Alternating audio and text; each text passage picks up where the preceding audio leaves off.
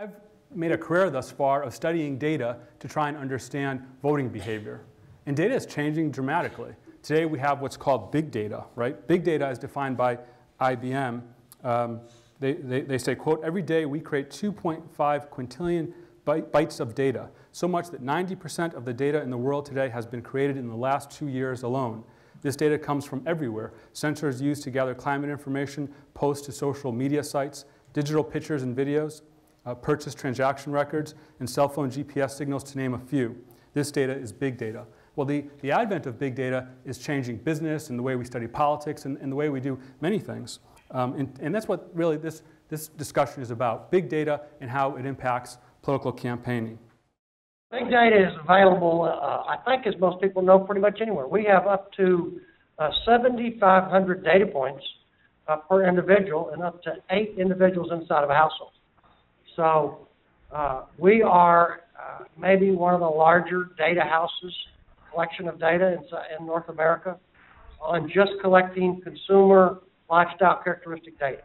So what do you do? What do you watch? What do you read? What do you listen to? Where do you browse? What you do on all mobile technology. So big data capturing of big data is important. The execution on that capture is way more important. What do you do with that data once you have it? How about Nate Murphy? Is this similar or different to your company's experiences with big data, how you go about collecting it and how you conceive of big data? Well, definitely. So when it comes to a commercial side of things, when you add value in terms of understanding political consumers' behavior, that's one sort of bucket. And I would totally agree with Tom in terms of what it takes to collect that data and how important it is in the execution of using it. But here at NationBuilder 2, we use obviously the foundational data set for campaign outreach activities are the public record voter rolls.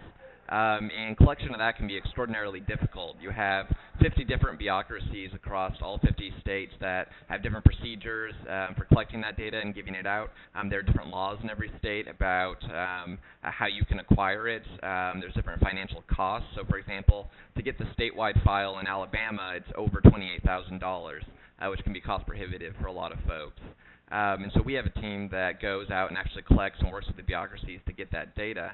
Another problem that we occur and try to deal with is as data goes up, it gets worse. So for example, here in California, the counties collect email addresses for voters, but by the time it gets to the Secretary of State, they've stripped that out because not every county does it. And so trying to get the most accurate data too is something that's a large problem. We do a lot of work to then clean up the data as well. For example, running it through a national change of address registry, running it through Social Security Administration's death records. It's things like that to try to make the data more usable and more workable so that campaigns, it's all about the margins, right? If you send 1,000 mailers out to people who aren't actually going to vote in the election, that can be a margin of quite a bit of money or quite a few votes, especially in a tight race. So it's things like that, trying to get it more accurate and then trying to get over those big hurdles of sort of the bureaucracies that handle this data.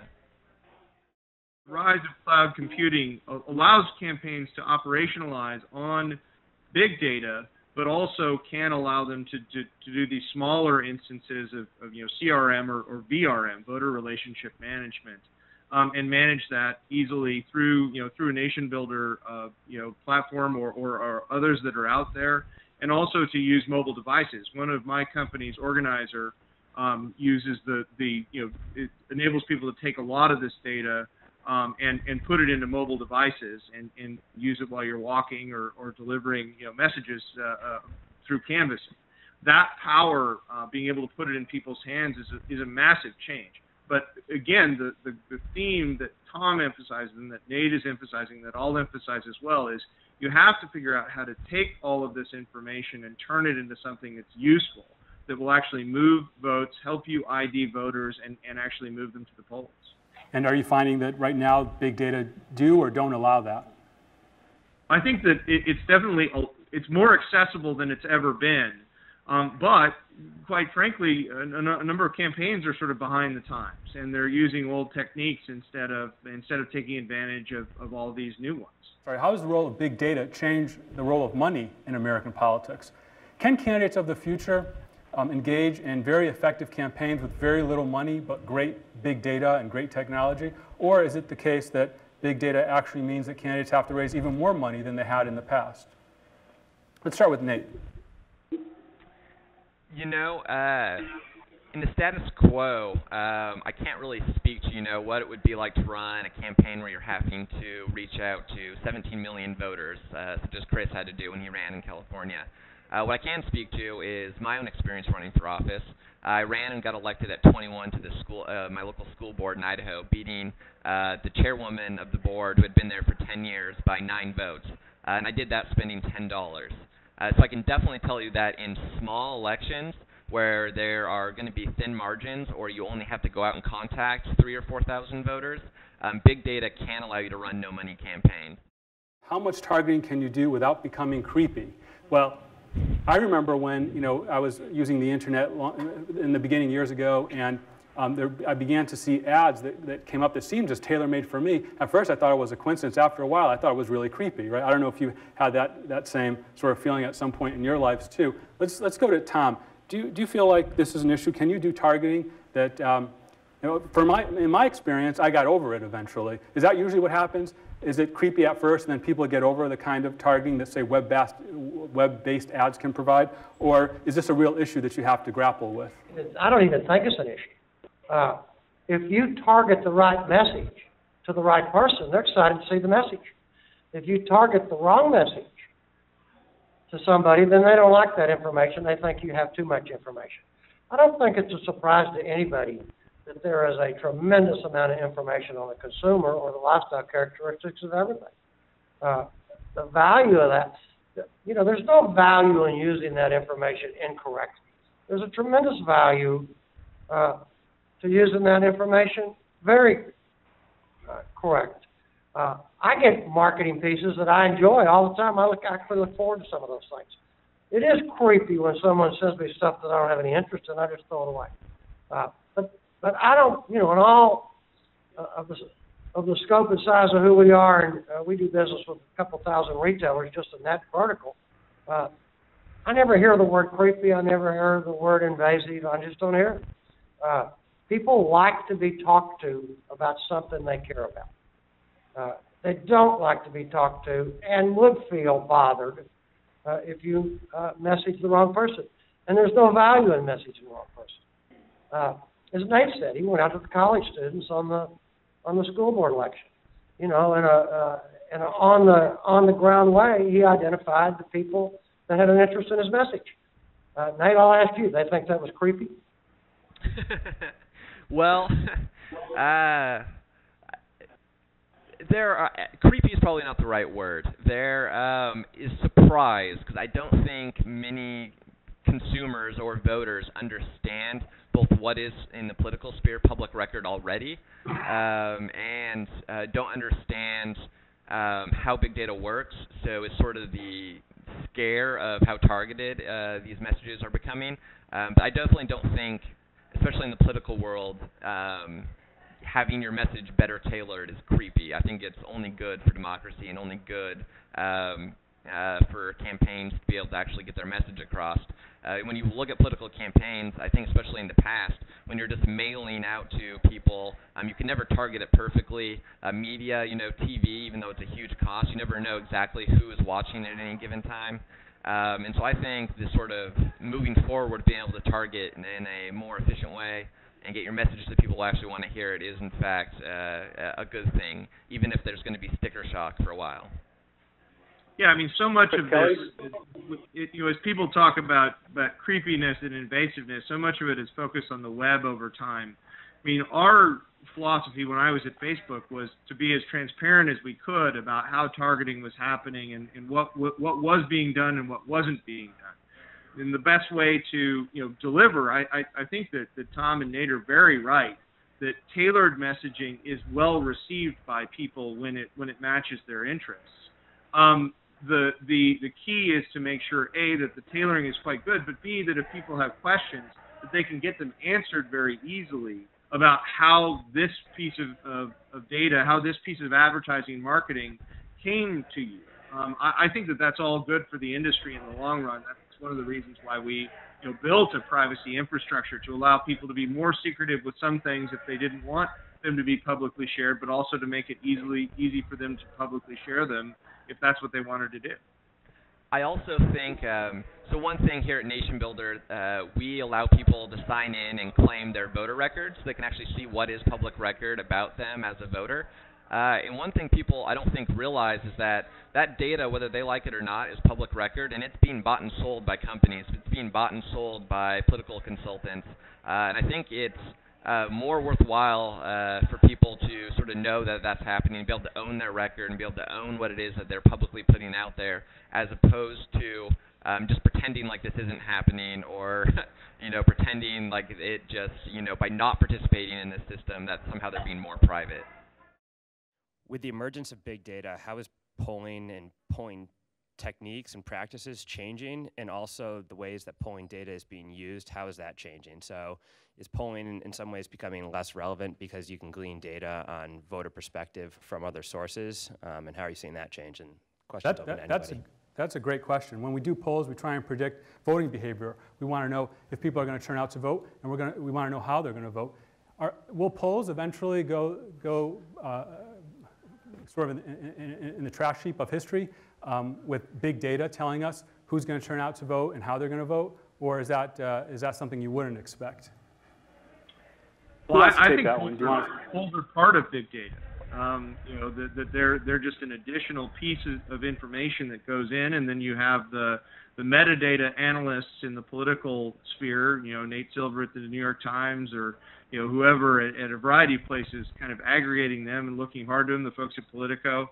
I think that polls are more big data. I don't think they're going away anytime soon. I don't. Go ahead, Tom.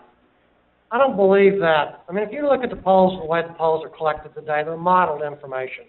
And most of the polls, whether it be Politico or Rasmussen or any of some of the major polls, they're collecting 1,000 people, and they're modeling off of that 1,000 people. So if in the 2000 election, X percentage of the people were women that voted, and they collect that 1,000, they're modeling that data.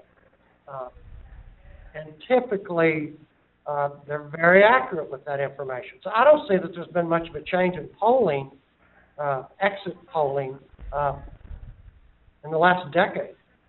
I would have to agree as well. I don't think it's going to change much in the way that traditional polling's done, and traditional polling's always going to have its use.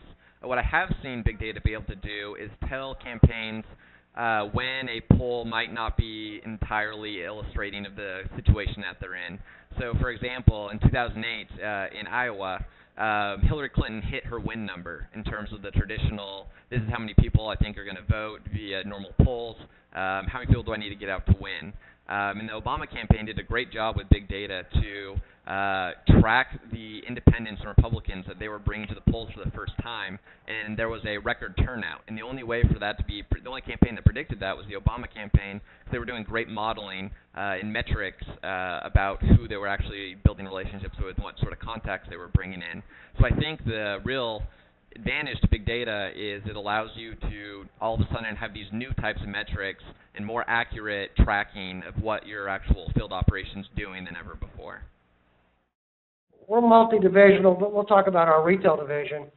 And many times we'll meet with the C-level executives of the retail divisions and ask them if they know who their customers are. And these are very large corporations that collect a massive amount of data.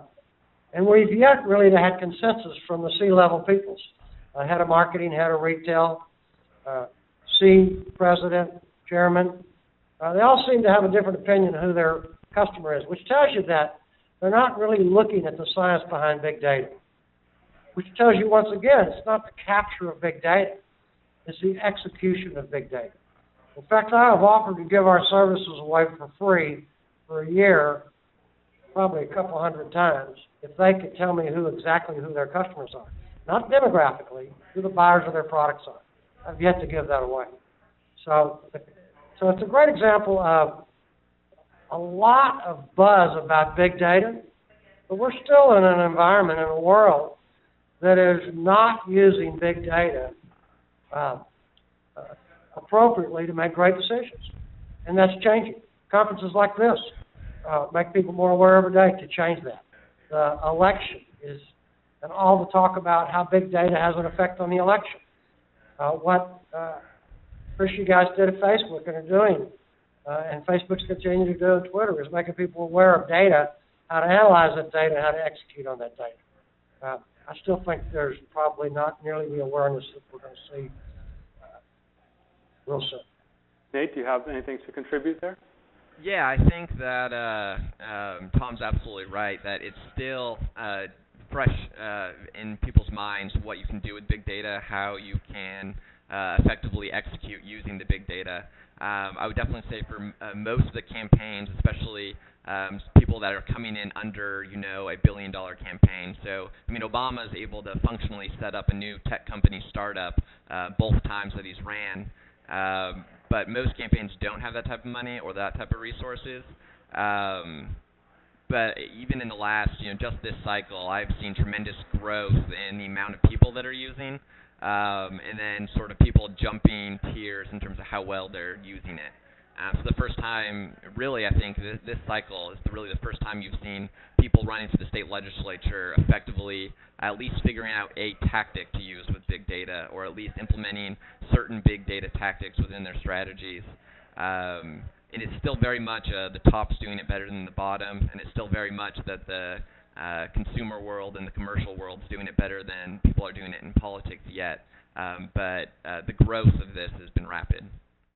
The growth has been very rapid, but again, that operationalization of how to use the data is much more important than the fact that it's out there. There is a lot of old school to a lot of old, campaign consultants who are just like, well, we got to do mail in this space, and we got to do TV in this space, and we've got to, even the online expertise in terms of ad targeting isn't that great right now. There are younger candidates coming up who are just used to being able to reach in and figure out a lot of information, and they're demanding better information, better presentation of it, so that they can get their message out to who they think is going to be their core electorate. So I think we're making progress, but there is some resistance from the traditional campaign infrastructures in this way. The key, though, again, at the end of the day, the goal is get the voters out to vote and try to win the race. And big data can be extraordinarily useful in that process. It's not clear to me that it's being used as well as it needs to be by any campaign. Yeah, Chris, I agree with that 100%. If you look at what happens in whoever's running that campaign is so worried that they don't repeat what they did in the last win, that they're scared to death to try some kind of new technology. In 2008, in the Obama campaign, they had 300 researchers working on this. I'm not sure what the number is today, but it's more than that using big data. But you're 100% right, Chris. There is an absolute resistance of change. And as it becomes generational, that change is going to have a much bigger effect. But you're spot on that some of these guys just think they got to keep on doing it the way they've been doing it. I think you're going to see. Those guys are going to continue to lose races. And I definitely think you're going to see younger candidates and challenger candidates becoming more and more successful. I think there's going to be this period of time where sort of the traditional power structures that be are going to be a little bit slower to take on some of this new technology and this new big data strategies. You're going to see some upsets for a while that of people who sort of acclimate to this quicker. I think that for a lot of these data companies that exist in the political space right now, Tom's right that they're driven by profit. So if you can prove to the Romney campaign that your algorithms or your modeling will produce so many more donors over a certain amount of time, that's what you use to sell that sort of product. But I think there's an important distinction to be made with the political data, that a lot of this is public record, and a lot of this is something that should just be accessible to everyone who wants to run a campaign and know who to go talk to. Yet we've seen companies that I think create some sort of artificial profit in the sense that they, merely because they have the resources to deal with a bureaucratic system that does a bad job at delivering that data and being transparent about that data, they're creating some sort of profit out of that. And so I think an important step forward for all sorts of big data is that the things that we want to be transparent and we want to be collected just so that we as human beings can organize ourselves better, that needs to be very transparent and open and easily accessible. So as big data becomes more dominant in politics, are you worried, are there any major problems you see in the near future, or are you worried that candidates will start to over-rely on this big data? Will candidates over-rely on this big data? I don't think that you can over-rely on big data. You can try to, you can have an insufficiently developed model of the electorate that you're trying to reach and guess wrong. But I think that more information is going to be better and enable targeting more effectively to get the message that candidates want to deliver. I just hope that we, sort of targeted, principled, candidates trying to present their views on public policy matters instead of overusing big data to try to shade their views instead of presenting, real choices to move the country. I think Chris mentioned it earlier. There's still some resistance from a lot of the political campaigns to use big data. So I think that's your balance for over depending too much on big data. Is we're still thinking about maybe we ought to be thinking about the way it used to be done. But I think that it's a continual analysis of the data. So as you do something and that's successful, you keep refining and doing more of the refined approach. What you're seeing right now is $2 billion worth of flooding the market. So it would be difficult to say right now that anybody who's using big data, they're flooding the market. Prior to the last month, you would have seen them using targeted data. But I don't think so. I think that's such a conservative industry that they're going to continue to see the results and refine the results and see the results and refine the results. Nate, do you have anything to offer? Yeah, I agree with all that. And I think in terms of reliance on big data or over-reliance, the issue moving forward is, do we allow the two parties to control that big data? And are they the only ones who will be developing that big data? And do you have to go and ask permission of someone to use that big data? That's where I think the reliance issues come in the future is, do you have to rely on a power structure and ask permission to use that big data? Or do you get to rely on your own abilities to go and add to that data and build relationships via that data?